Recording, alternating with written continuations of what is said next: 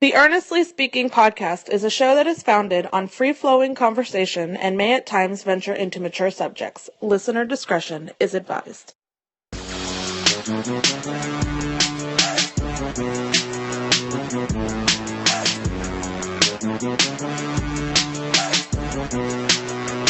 All right, Earnestly podcast here. Big Jim.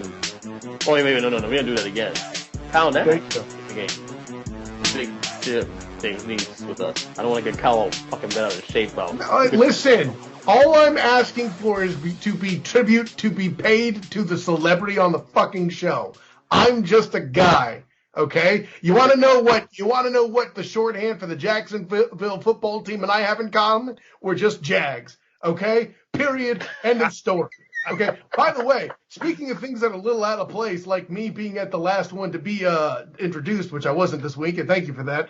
You're welcome, Julius. Are you like a national security threat or something? What were you broadcasting from a fucking basement? What the shit? Well, got a damn black hat? Are you a spy?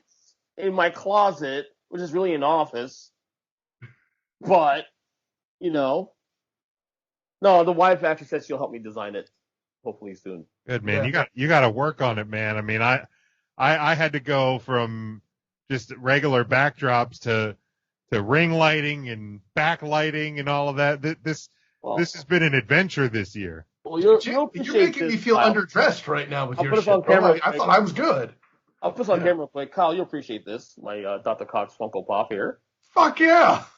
I'm not done yet. Irene. I'm not done yet.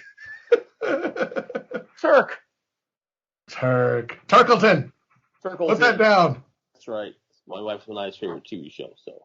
No, hey, anyway. Scrubs is a great show, and for all the trash I give her about liking cats, she is now rescued knowing that she called Scrubs her favorite. Do you still have an issue with our podcast name that we're about to relaunch again very soon? No, I mean, listen. First of all, Christian? I think it's a dumb name, but anything that gets the real star of the family, Lauren Christian, on the air is a win for America. Yes. I always tell her that, I have notes here for the show today, but I feel like I'm not going to use the notes much. Like, listen, you and James Lipton, like, you have, like, a card of notes this high, but you don't need them. Well, Jim, let me ask him real quick. Hey, Kyle, how did you join Royal Rumble on Sunday? I was probably napping when I should have been golfing. Oh, golf.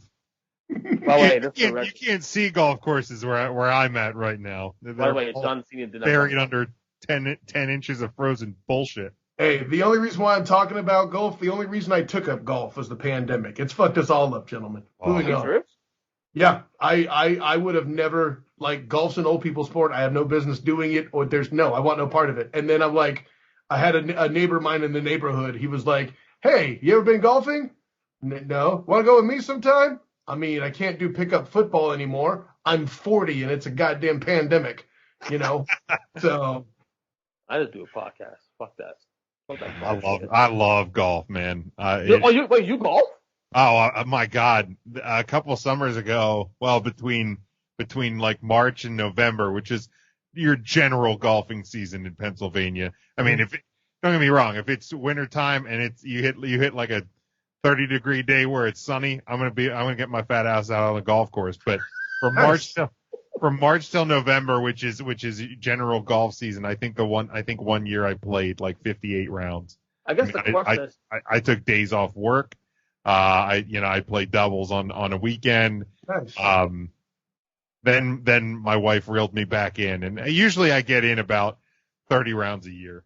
Now this year I didn't play as much because we've been as extra cautious as possible with the pandemic because I haven't unfortunately worked in almost a year. So hashtag fiscal responsibility. Yeah. We've been super cautious about it, but I long for the day I get back out there. Yeah, no, I'm in the unfortunate situation that when I did get laid off, I found another job quickly, and the job I got laid off from paid a copious amount of money to tell me to get the fuck out. So, okay, I got lucky. I'll be honest. Leave it at that. So, well, Kyle, you're back to work though, right? Yes, sir. Okay, good. Well, remember we're Florida, so it's like the pandemic doesn't even exist here. We're just back to normal. Yeah, my brother lives in St. Pete, so I get the play-by-play on Florida. You have never seen me drop, hey, how's the weather schmack talk, because I am not going to anger the gods like that. Yeah, I totally get it. I'm the same boat as you. I guess talk some football a little bit. You sure? I guess. There's a game, I guess, this weekend. It's a game. A game of football.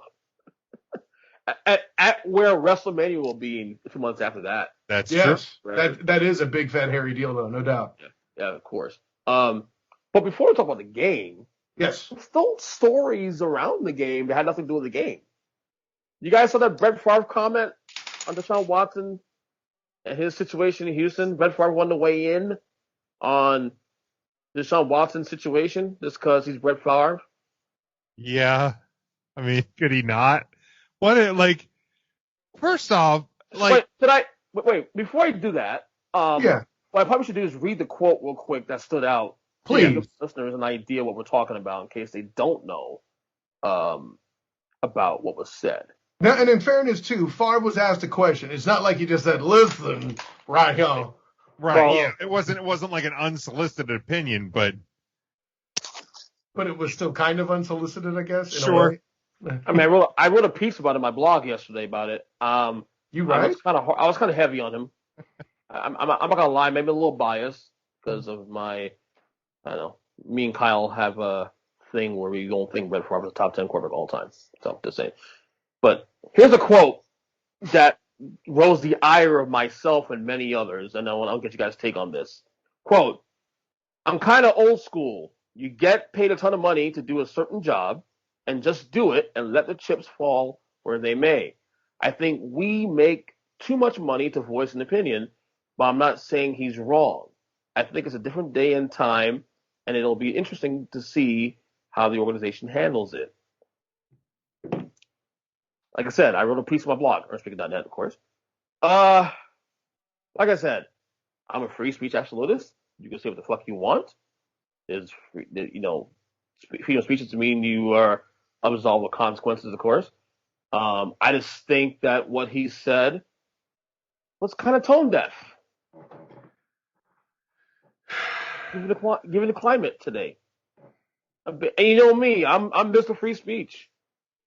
Kyle, we discussed this for years. I see your face getting a little, by the way, we're on Skype together today. So. Tone deaf like what exactly? Because from my point of view, and this is just me, you don't have to agree with me, fellas. Okay. I'm more insulted by your System of a Down t-shirt than I am Brett Favre. What's wrong with System of a Down t-shirt? System of a Down is a band that makes me cry because they should be amazing, but I can't stand their lead singer. His voice makes me want to throw shit. Surge? You heard me. Did I stutter, fool? Hey, you said free speech absolutist, mother. What was in the kill? Yeah, I got some Orville Redenbacher from my dude. Wait, why are you eating invisible popcorn? Did you look up from the It's upstairs. I'm in the caverns here at the estates. I mean, thanks to us going 40 minutes over on Beyond the Buzzer, you could have made it at some point, partner. I just got done with 3 count, my man. Yeah, good point. 2 hours of 3 count. By the way, love the way we put in the shameless plugs on your show. But anyways, listen. On my podcast on Tuesday.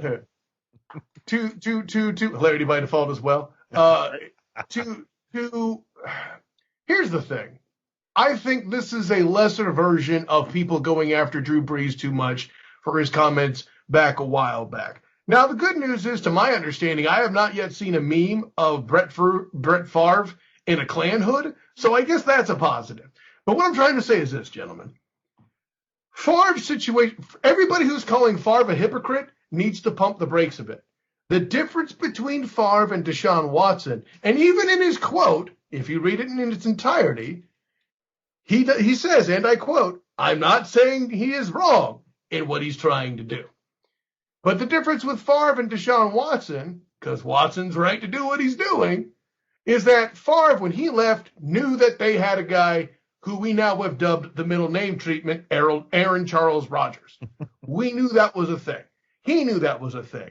And the reason why Favre was so had so much animosity towards him is 2 reasons. A, Rodgers is a cocky dude. And B, the dude actually is talented and was going to be something special. Say what you will about Favre. He knew it, all that other stuff. Him getting traded to the Jets was more about ire he was getting from the front office and kind of in general towards fans with the way he was trying to decide whether to retire or not. Which, hey, listen, I'm not trying to defend Brett Favre. All I'm trying to say is when Favre left, the value of the Green Bay Packers as a goddamn franchise wasn't going to go down. Meanwhile, when Deshaun Watson, whose middle name we may eventually learn if he keeps playing like he's playing. I'm on it.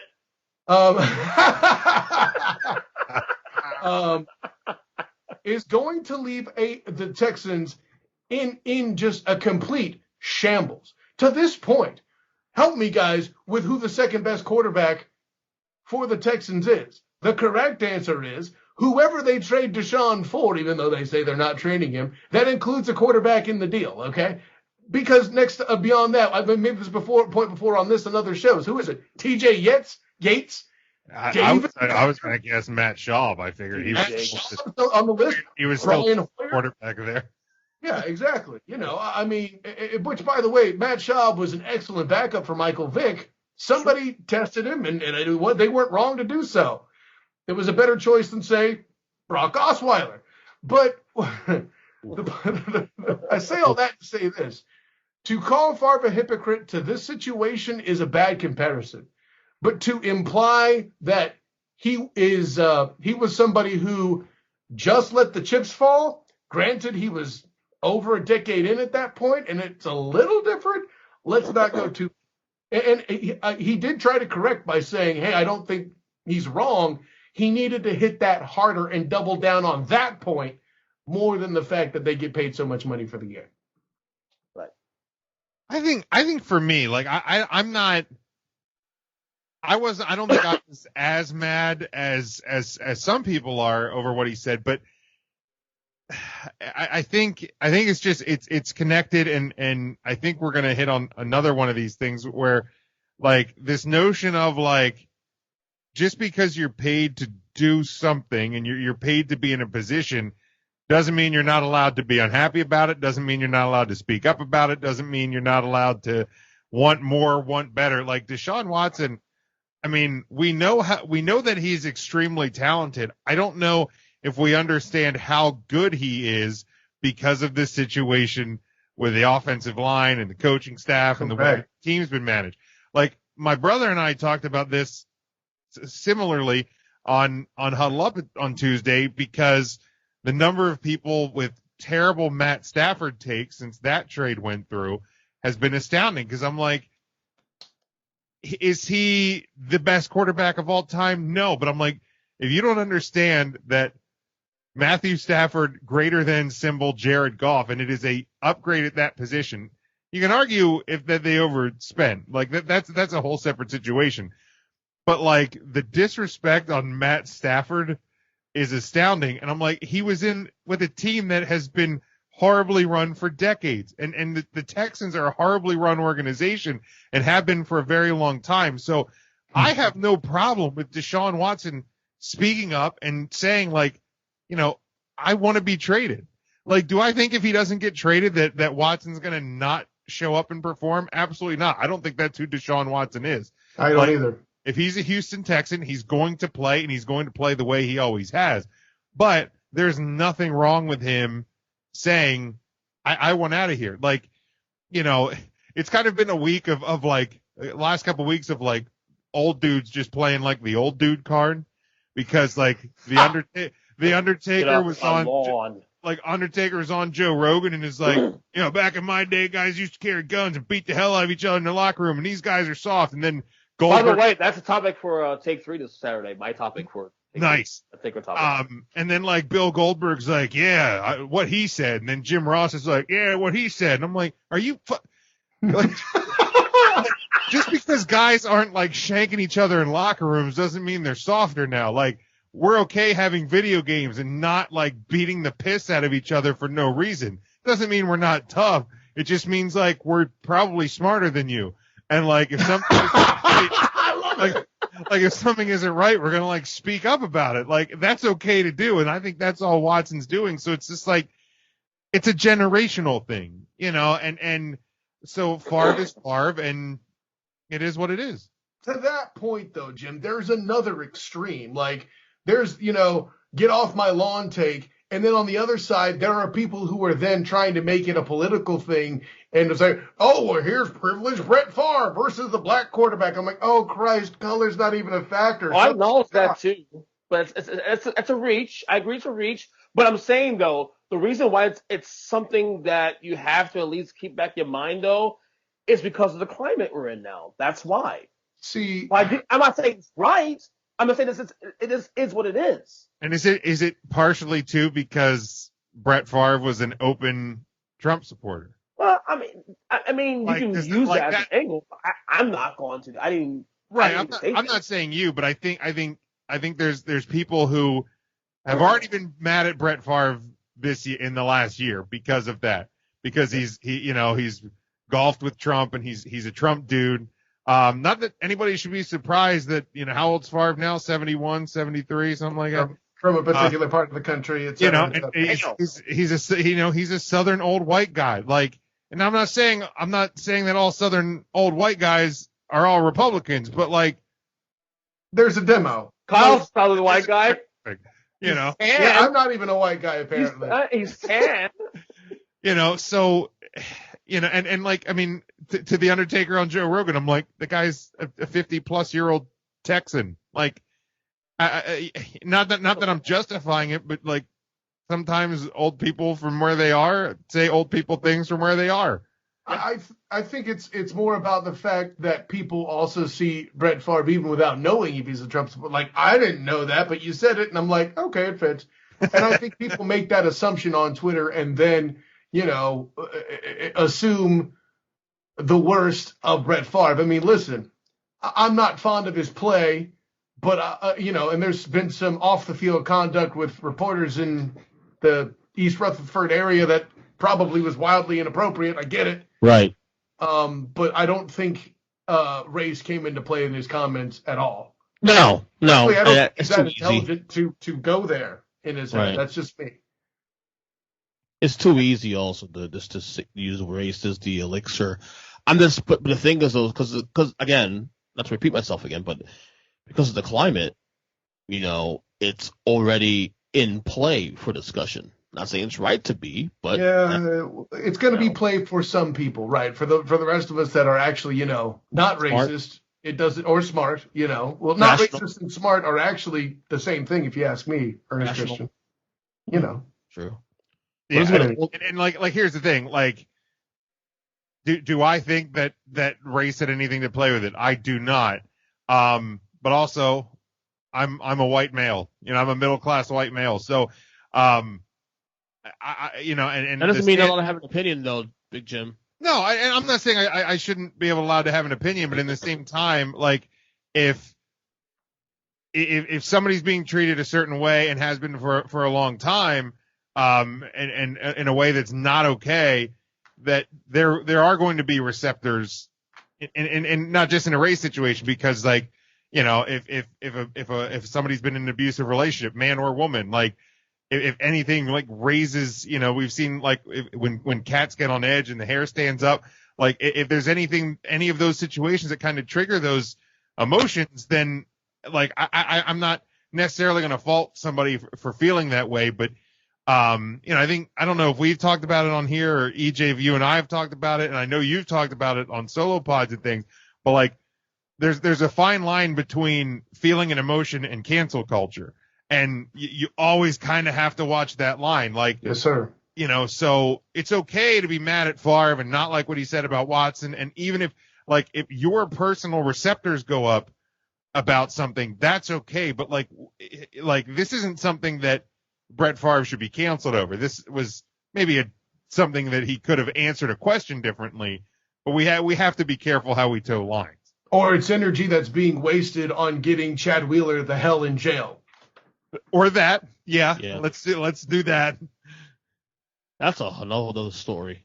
I didn't want to touch that. Put his ass in jail. Just saying. Right. Like, and I mean, here's the thing. Like, I remember the outrage about Ray Rice. I have not seen the same treatment the other way. And I get it. To be fair, in the interest of fairness, as the guy who came out and said, off the cuff, fuck Chad Wheeler. By the same token, I know why there's not as much press. A, he's a lineman. His name is already less known. B, there's not video. True. C, TMZ Sports is not constantly replaying it in your face. And finally, I don't like Ray Rice. Actually, this part I can't account for. Seattle, you would think in a place like Seattle that is so social justice oriented that this would be a bigger deal. That part confuses me, I'll be honest. But the other, I could be E. I have an E for you. E. He's a backup lineman. That's a great point, Ernest Christian. Well played. A very good point.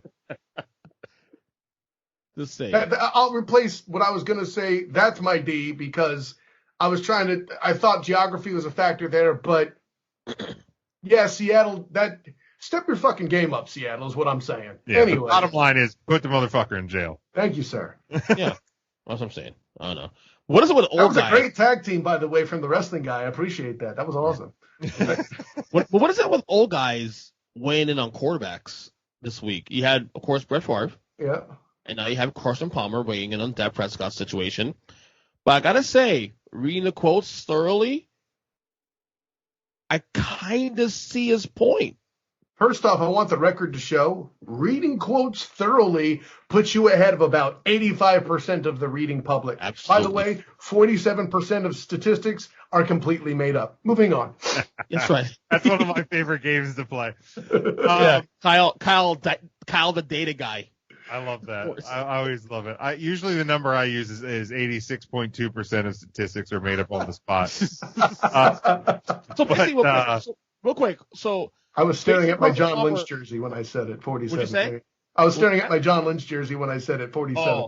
Oh. So basically, Carson Palmer said, in such words. I mean, it's a big quote here. I want to go through the whole thing real quick though. That Dak Prescott shouldn't take max money because he's a Dallas Cowboy. And you know what? He's kinda right. Sorta. Like, yeah, I would never say to do that. It's not my money. I don't like talking about people's money. But he has a point. His point of that actually makes sense. There is clout of being a Dallas Cowboy quarterback by default because they're the fucking Dallas Cowboys. Big Jim, you know this. Come on now. Says the Patriots fan. Well, I mean, what the fuck? I mean, seriously. He's getting the popcorn. I am never living this down, ever. He's got his helm. There we go.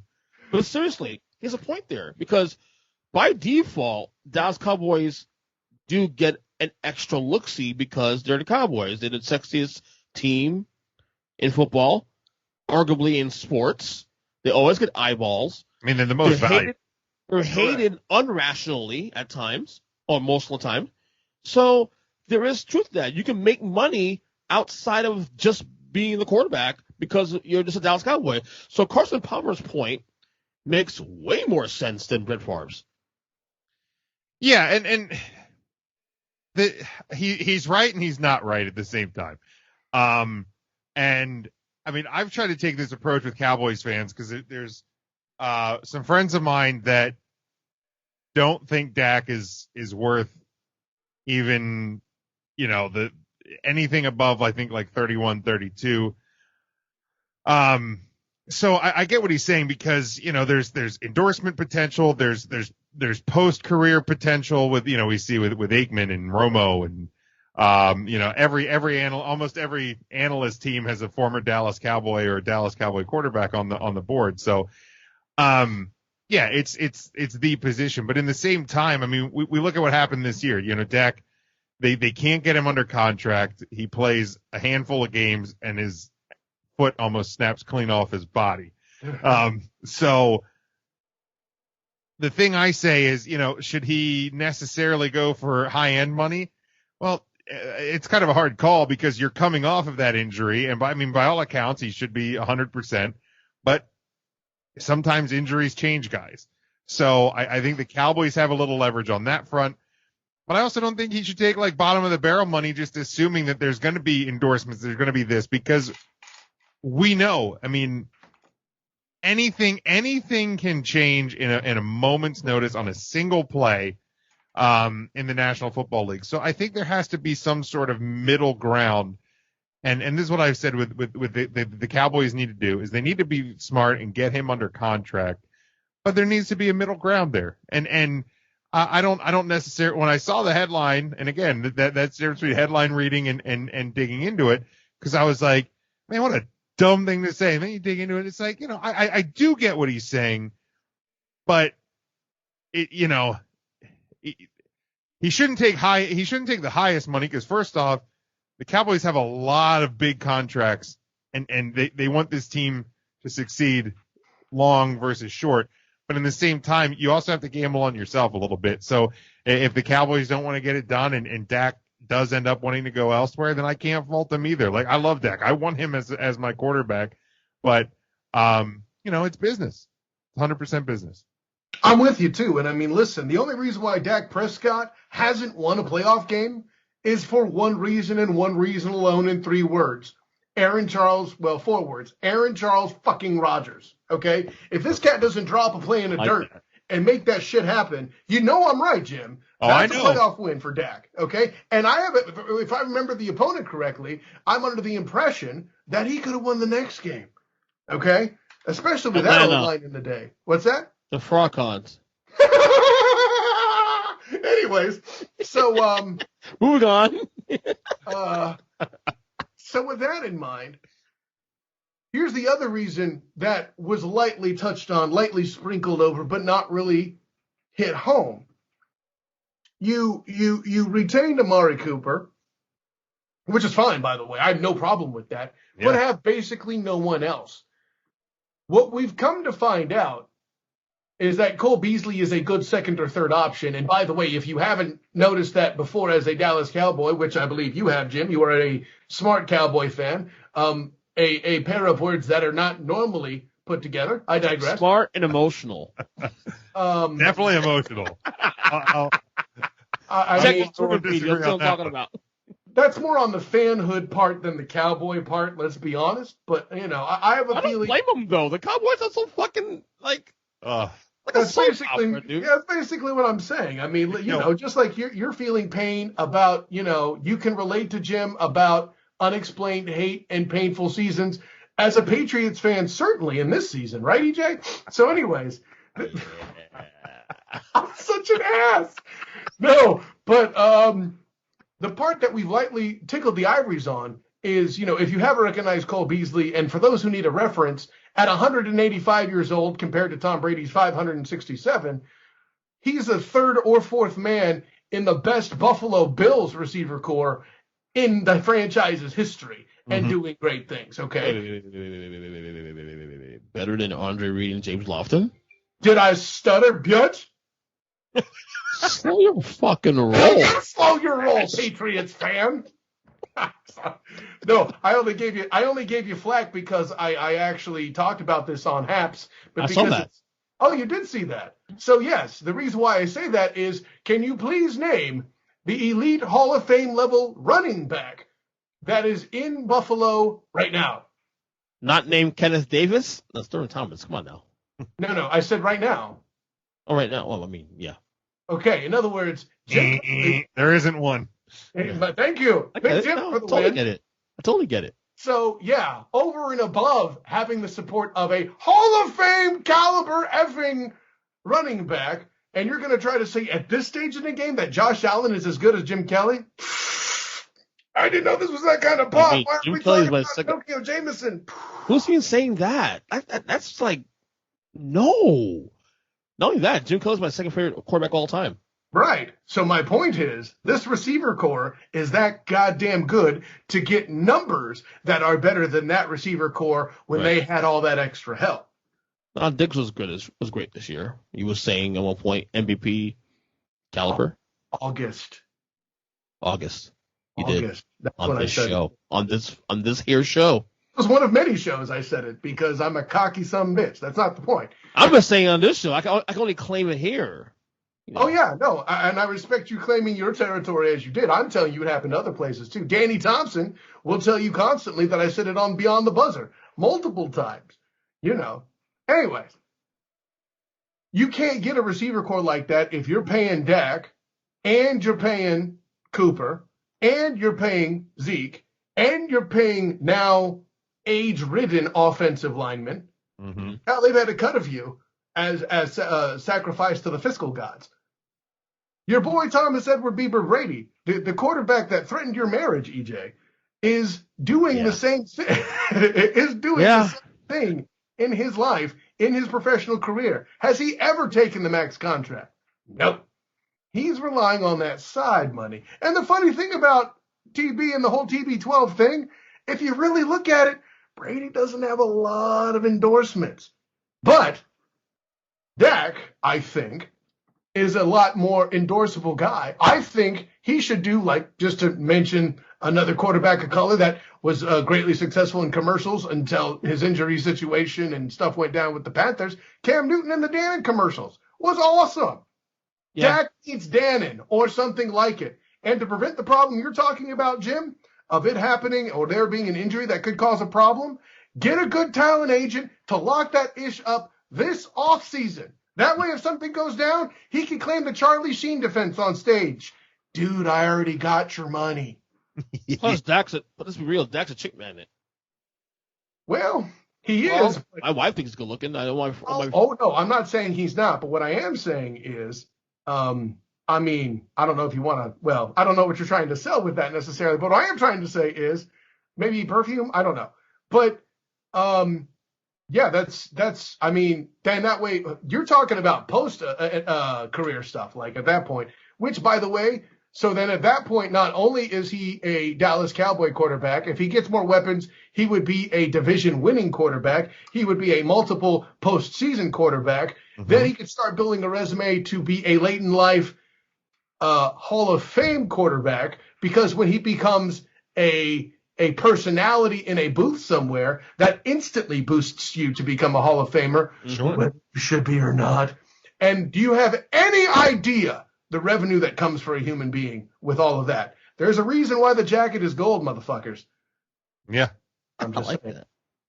Absolutely. And I mean, if you're good enough at it, there's a lot of money in that broadcasting booth. I'm looking at you, Antonio Romo. Oh, listen. That man is making money. Anybody who does not like Tony, first of all, I love the part where he's making more a year than Cam Newton as a Panthers quarterback in a particular season. But I digress. Right. Anybody who doesn't like Tony Romo in the booth, you're doing it wrong. Is wrong. Up. Yeah, I mean, that was like, you know, that when he first retired and went to CBS, and then there was like, well, what if a team offers it? I'm like, are you kidding me? Nobody's offering him the CBS money. And also, he doesn't have to get hit anymore. Amen. That man is beat up. That Cowboys team sacrificed him with terrible offensive line and bad defenses. And still somehow has fewer concussions than Troy Aikman, but I digress. Well, that's true. You want to spend 2 minutes on these Andrew Luck return rumors? He's not coming back. I don't think so either. Let me put it this way. This is like, 2 minutes. in 2 minutes. You guys seen A Few Good Men, right? You know, Lieutenant Colonel Matthew Markinson, the guy who disappears. What's your sound drop? Markinson's gone. Okay. Okay. No, I'm not talking about Colonel Nathan R. Jessup. Okay. You've realized you're a Pats fan on this episode. We don't have to bring that out. You're handling the truth right now. That's right. All right. Lieutenant Colonel Matthew Markinson, played by J.T. Walsh, not Nicholson. Okay. Is the counterintelligence guy. He's gone. Did you even know Andrew Luck started a family? F it. With that beard, I assumed he had one already. Okay? He started a family. He's doing married life. When's the last feature you even seen on Andrew Luck? and all of a sudden, some text message drops out of nowhere. Do you think he'd be that sloppy to let that happen? Stop it. Moving on. Who was text from? Or who was a text to? So, according to what I saw on the Pat McAfee show, cutting edge journalism, by the way. I love the show though. It's a good show. No, it's a great show, and he even acknowledges it. NXT baby. I knew y'all guys would know about McAfee, but I always take issue with a punter that runs his mouth quite like that. But what's different with McAfee is he's not like my punter on my semi-pro team who was like all of 5'9", 5'10", maybe. Like McAfee's actually could be a real football player if he was so inclined. But I digress. According to what they put up there, it was a husband of a wife of a friend of Andrew Luck's wife's best friend. Do you need a whiteboard for this connection? Yeah. It may. No, don't roll your eyes at me, EJ. You're the one who said we need to talk about this shit. I said Go ahead, Jim. I'm sorry. 2 minutes up already. I'm already done. I said he's not. You know what this is? This is the brothers, sisters, cousins, uncles, wife's former roommates. I'll put it this way. I've told EJ this. I don't know if Kyle, if we've talked about it, but my wife and I through quarantine have gone back and been watching old sitcoms, and we're currently working our way. Because we went through step by step. We are now working through Family Matters. And by the way, we have company here, just for the record. My little youngest son just woke up. Keep talking. Yes. We're now working our way through Family Matters, and there was an episode today. It was the episode where Maxine's boyfriend dumps her, and Waldo wants to ask her out, so they play pass down the line. So it went from Maxine to Laura, Laura to Steve, Steve to Eddie, Eddie to Waldo, and every time the story morphs a little bit. You don't mean Waldo, Geraldo, Faldo. Waldo, Geraldo, Faldo. Waldo, Geraldo, Faldo. I love that name. I'm sorry. Go ahead. So good. But that's exactly how it happens. As things work through the chain, the story changes, and that's what happened here. Andrew Luck's not coming back. He may end up as a coach one day, a positions, quarterback coach, something, but he's not coming back to play. It's really a non-story. I agree. We spent 4 minutes on this fucking topic. I tried to end it in 30 seconds. Well, I mean, we got to talking about Waldo, Geraldo, Faldo, and the shit was on. By the way, the character that plays Maxine is supposed to come on this podcast soon because we have a mutual friend, Mark Francois, actually is friends with her, well, sort of friends with her on social media. That's awesome. And he actually asked her, Sherry Johnson, what was her name, asked her to come on the show. So we're supposed to set something up soon. That is awesome. Yeah. She's also, and not just saying that because you mentioned too. She's on Punky Brewster also. No kidding. Both the old one and the new reboot. Okay. All right. So if folks watching this on YouTube, you notice my son here just woke up from his slumber. So, family life still goes on regardless of if I'm doing a podcast or not. Hey, listen, all I know is I put my son to bed last night, and he slept the whole night. Yeah. He's 20 months, by the way. And what's funny is that with him, Lauren can't do it. She's not really, he doesn't sleep with Lauren, only for me. It's weird. Daddy's touch, I don't know. It is what it is. I don't know. What else? Next on this, DJ Christian. Oh, one more thing before we get to Super Bowl preview. Yes. You wanted to touch on something on Eric Bienamy. I did. Why? Very simply put, throughout the social medias, I've heard calls of, why on earth doesn't Eric Bienamy have a job? These NFL owners are racist and all this other stuff. Now, granted, there's plenty of shenanigans going on with the hiring NFL coaches. I'm not saying that. Right. But why is it no one stopped to acknowledge that maybe, just maybe, a man who's smart enough to construct an offensive plan on par and incongruous with Andy Reid, with Patrick LeVon Mahomes II at quarterback, isn't smart enough to look at a damn dumpster fire when he sees one. Maybe the reason he didn't interview well, or hasn't interviewed with teams is because he doesn't effing want to. What if, and I can't take credit for this one, but this is Bobby Blackjack, my producer on Beyond the Buzzer, who floated this, and I thought it was interesting. What if the Kool-Aid man himself, Andy Reid, after winning back-to-back and what should have been back-to-back-to-back Super Bowls when your boy Thomas Edward Brady threw that interception to lose the game, but somebody was lined up off sides. That's right, I said it. Handle the truth, EJ. Nathan R. Jessup calling. See, that was the one you were looking for. Maybe, moreover, above that, it's possible he's waiting for that Super Bowl win to happen to take over the Kansas City head coaching job himself. Because at the end of the day, what really lands this was some fine work by my good friends at the three-point conversion, in particular, Karita Parks, actually. Okay. We all know Raphael Haynes, who doesn't understand that Russell Wilson's a game manager, but I digress. Was talking to Eric Bienamy, talked about the black head coaching situation and his hiring situation and all of that. And he said something with the key phrase, the right opportunity. Gentlemen, the man himself has confirmed my theory by using those words, has he not? Andy Reid's not getting any younger. Maybe Bienemy is Josh McDaniels, sort of. Except, talented. Oh, shots fired, Belges. Sorry, I didn't mean to go after your team like that, EJ. It's okay. Go fire away. Dang. Jim, what do you think about that one, that angle from Kyle? Yeah, I think Kyle brings up really good points. I mean, you don't have to agree. Just consider it. That's all. No, I think it's a great point. Like, I mean, I don't necessarily, like, yes, the NFL has problems and the NFL needs to address things in a different manner. But I think that just using one coach as the example, the prime example to make an argument isn't necessarily the right choice.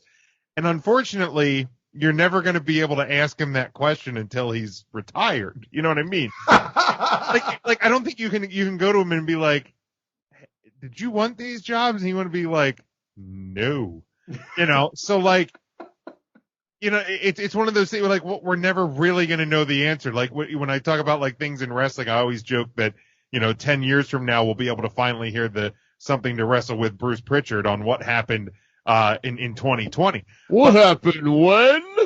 And even as a non-wrestling fan, I effing love those interviews, by the way. Right? They're interviewing Undertaker and guys like that now. Whew, those are fun. Anyways. Oh, absolutely. But you know what I mean? So, yeah, it's again, I make a loose comparison to something that's like been going over in my mind the last couple of weeks as like conspiracy theories get bigger and bigger and bigger and more crazy and more crazy and more crazy. I've always said if you're looking for a conspiracy, you will find it. If you are looking for blank, you will find blank. So like if like that's the argument you're trying to make based on one guy, who again is a genius as a coach. Certainly looks that way right now. Certainly does.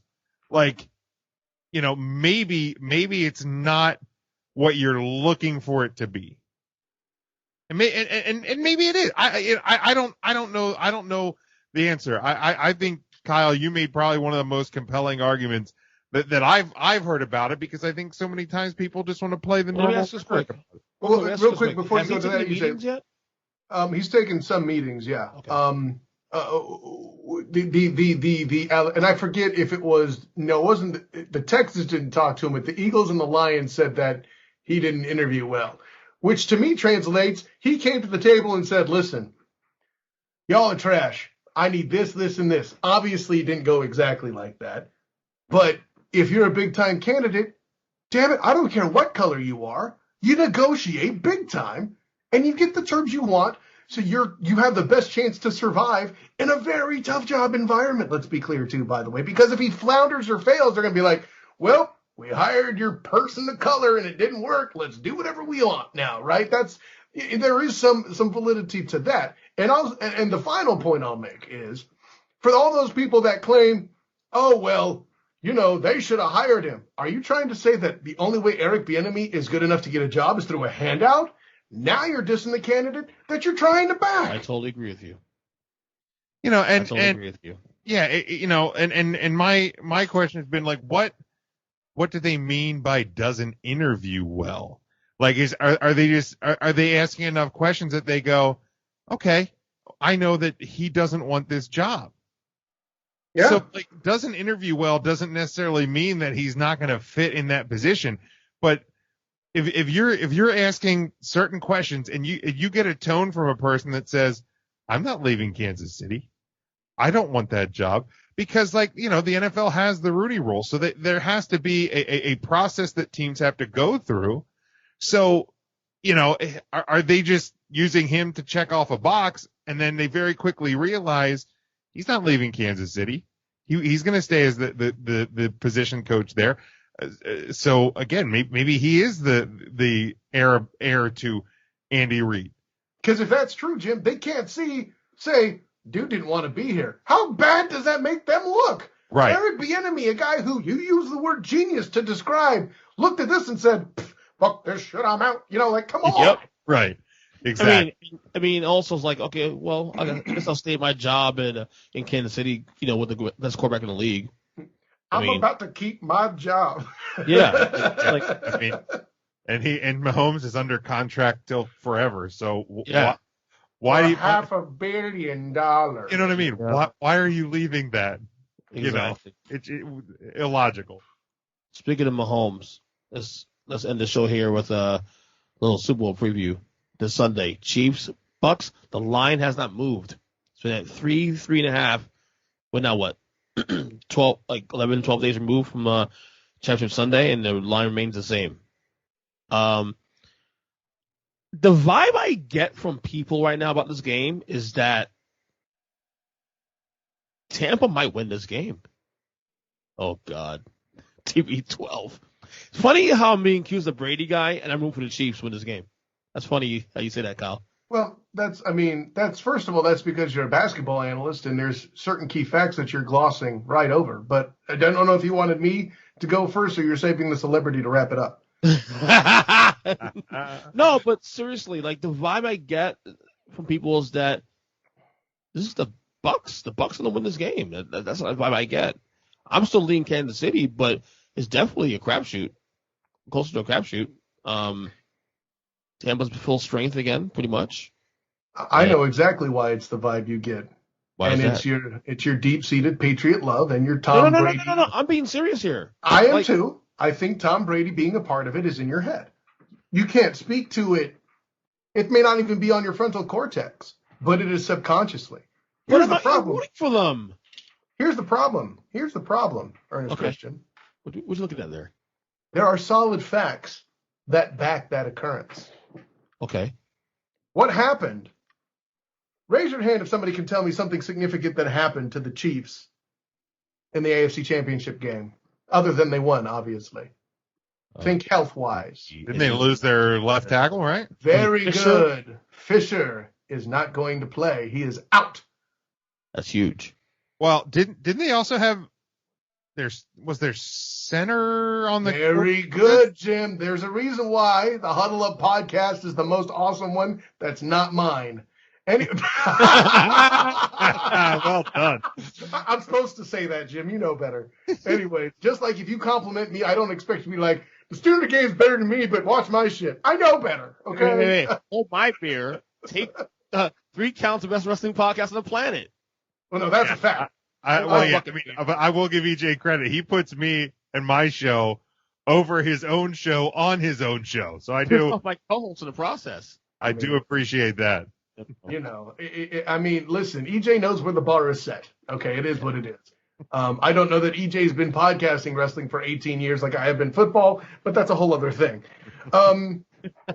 What I do want a punchline with is, so you're telling me a defense that carried a quarterback that threw 3 interceptions to a win in an NFC championship is going to be looking at a line that's down 2 starters. The reason this game is going to be close is because it's Patrick LeVon Mahomes II at the helm. The guy who in 2020 had one of the strangest statistical anomalies I've seen to actually improve statistically, completion-wise, on 3rd and long. Who throws a shoe? Honestly, man. Like, that's how crazy that is, okay? And listen, you see on my hat here, if you're watching on YouTube, it's 49ers. We were 3.5 quarters into being San Francisco, okay? It's not MAGA? Huh? It's not MAGA? Shut your ass. You're going to get me shot by my wife. You need to stop that fucking shit now.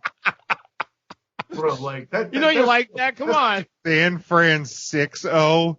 San Fran 6-0. Yes. God. San Francisco. I came up with it when the Niners should have beat the Ravens. Just as, I wouldn't say just as, but I've had to deal, because I live in Pennsylvania, I've had to deal with one for the other thumb. You gotta admit, mine's more creative. It is more creative, but man, I hope if I ever see my Cowboys get number 6 that we don't have to come up with a stupid gimmick for it. We just let it speak for itself. But really? The guy who cheers for the group that goes by America's team? Really? You're gonna do this shit? I can't talk shit because they sign my paychecks. Their bosses sign my paychecks. So I can't talk shit with the Steelers. You and your Rooney's details. own my place. So. I mean, there's worse ownership groups than the Rooneys, truly. That's true. They're great people. I met them. They're great people. I'm sorry. I had to take that America's team shot, Jim. That's my bad. That's fine.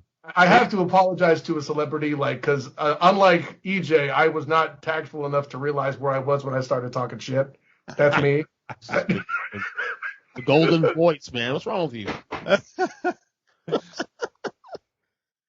No, oh, yeah, right. So the offensive line. I can tell you whatever you want about Mike Evans or, any of that on the Bucs side. I could say up, down, left, right, and center that Kelsey, if they win the game, the Chiefs, is going to be the MVP because like Gronk used to do in that 2013 season where we said he was the MVP for a time. Remember that. It's fun times. Right? Yeah. Or it wasn't 13, it was 15. 14 and 15. 1 and 2.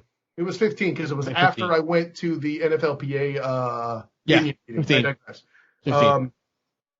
The same thing could occur for Travis Kelce because he's most important in blocking, short passes, and down the field because tight ends leading in receiving yards. It's a beautiful thing. But however, the rare occasions where Patrick LeVon Mahomes loses is when he's in a shootout and he makes a key mistake, and that mistake happens when he's on the run. Don't believe me? Just check that Raiders game he lost. Mm-hmm. That is the image of what I think will happen in the Super Bowl. Don't choke. Yeah, I mean, on Huddle Up on Tuesday, I took the Bucs to cover. I took the Bucs to win. I'm fine with both these teams. Like this is a Super Bowl that I have no issue with either team. I'm rooting for the Bucs. I've always joked. I've always said that Tom's never hurt me, because the Cowboys never got deep enough into a playoff where he's been able to hurt me. Like Aaron Rodgers, he's hurt me. He's hurt me time and time and time again. But I hope that Tom Brady gets number 7 just because I love it. I love watching history.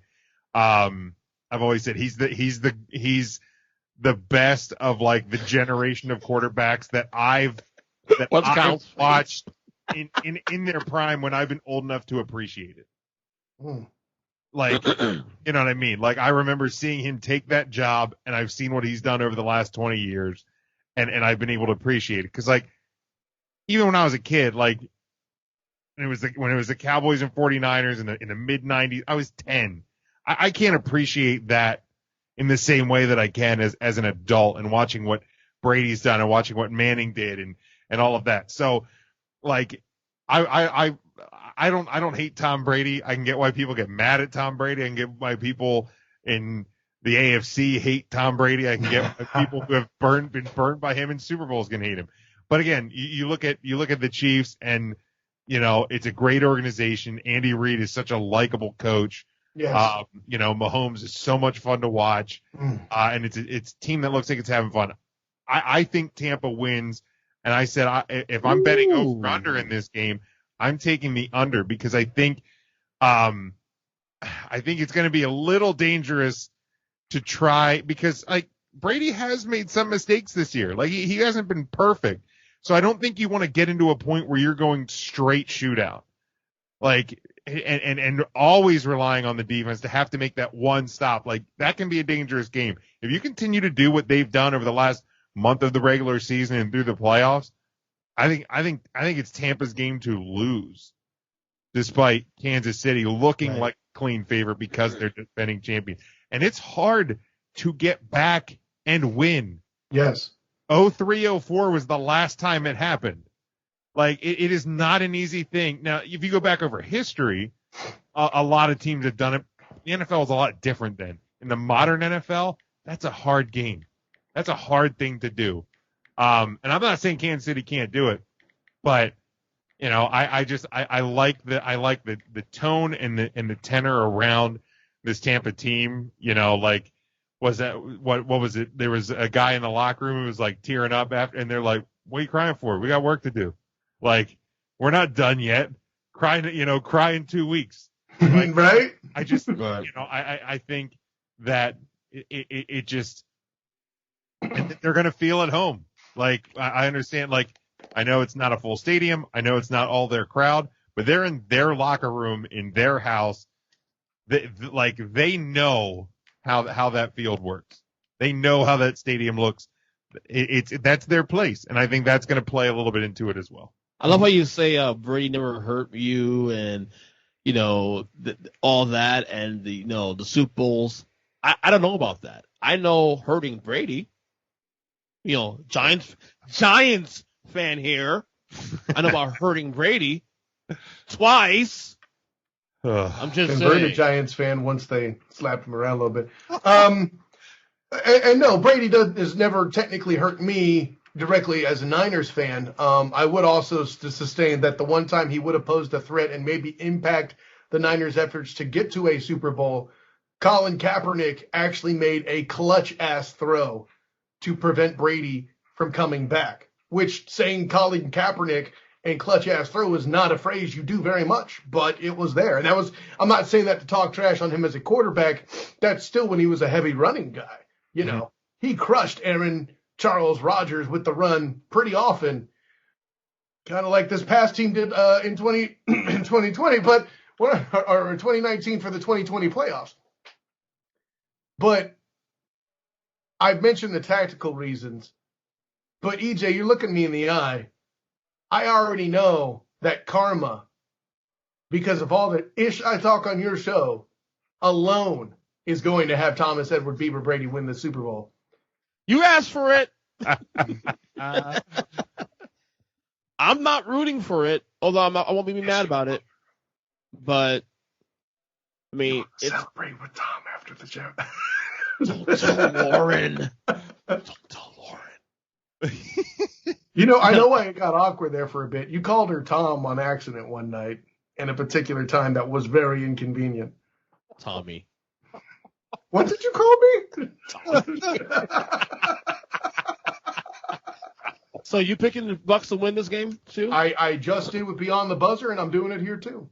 Well, I'll be the lone guy that, despite the Chiefs' O-line issues, which is definitely concerning, which is why the line hasn't moved to 4 or 5, that Patrick Mahomes will find a way to get the job done.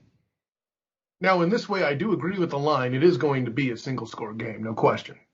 Right.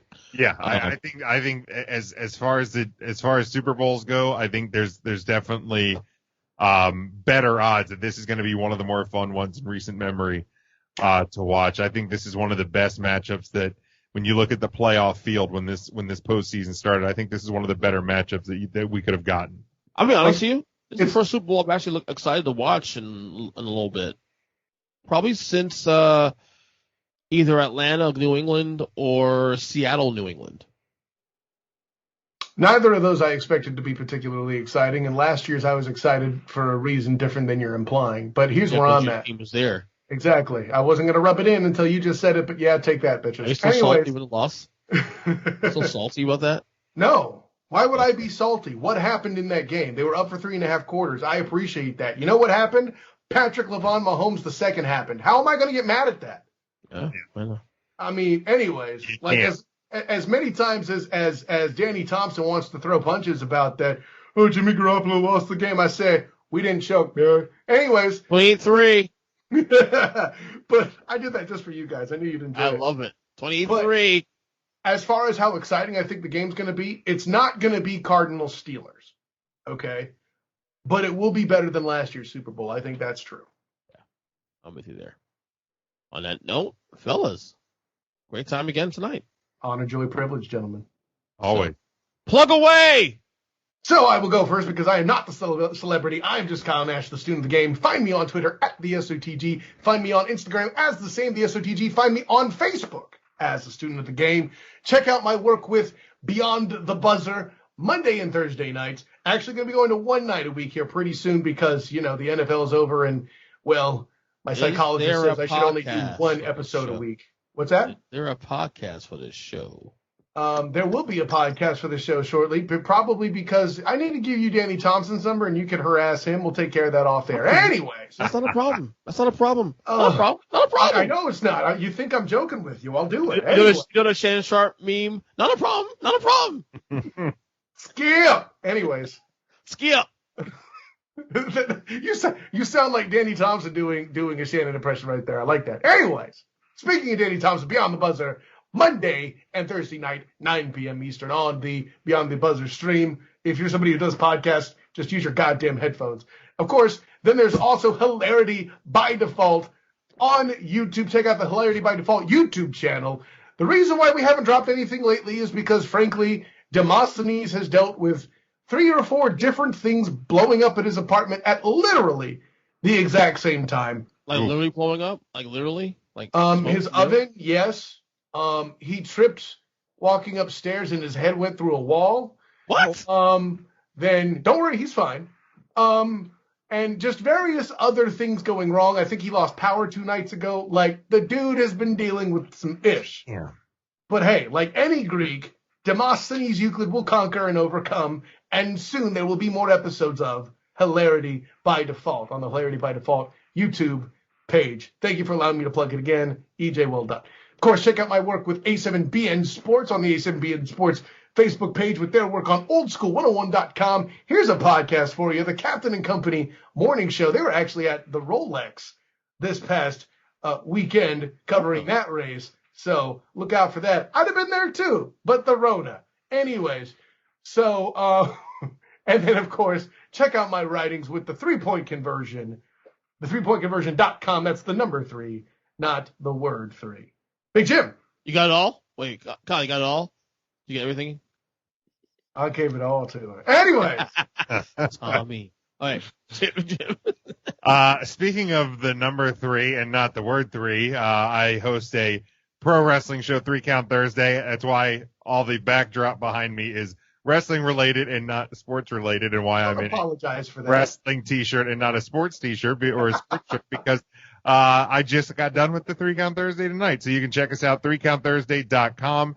We actually have a new merchandise drop coming on Monday. I told EJ about it because one of the guys on the show accidentally dropped the words, "I'm a sausage guy" on the podcast. So it's a soundbite that gets played every week, and now it has become a merchandise line. Holy shit. Dropping. I'm a sausage guy. I'm a sausage guy is dropping. The merchandise is dropping on our merchandise store on Monday. We have other stuff. But if you go to 3countthursday.com, all the links are there. You can follow me at Big Jim Sports, but you can also check out my sports talk show. It's primarily me and my brother. We sound very similar. Unfortunately, we look kind of similar. Well, you do. Unfortunately for people watching, I mean, you do look alike though. Whatever. That stash is boss, Jim. Don't apologize for that. Well, you know, But we are at Huddle Up Podcast, Facebook and Twitter, and obviously all the shows are on all podcast platforms. There's Discussions with a Nobody. I dropped a new episode last week. I'm going to try to commit to a little bit more of those in the coming weeks. But like I said, you can follow me at Big Jim Sports. Every one of our accounts has a link tree. Everything's connected to it. There's websites. So just check us out. Appreciate it. Always fun sitting with you gentlemen. Oh, that's great. Hey, the honor, joy, privilege is mine. But at the end of the day, class dismissed.